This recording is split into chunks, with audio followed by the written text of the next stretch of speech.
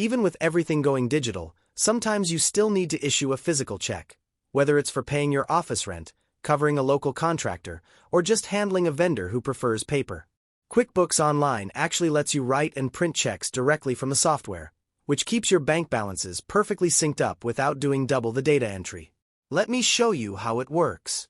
In the dashboard, head up to your Plus Create button in the top left corner. Look under the Vendors column, and right near the top, click on Check. First, use the Payee drop-down to tell QuickBooks exactly who you are writing this check to. Once they are selected, verify your bank account field. Make absolutely sure this is the checking account you are actually writing the funds out of.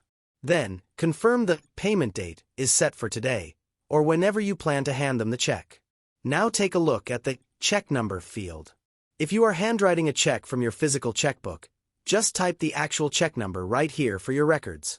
But if you bought compatible blank checks to load into your printer, check the box next to it that says Print Later. This tells QuickBooks to queue this check up so you can print a whole batch of them at once. Next, scroll down to the Category Details section.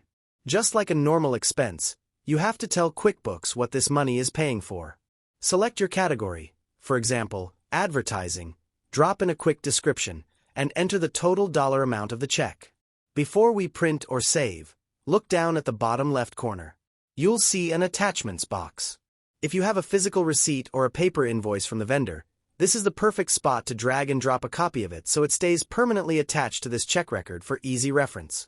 When you are ready to print, look down at the bottom of the screen.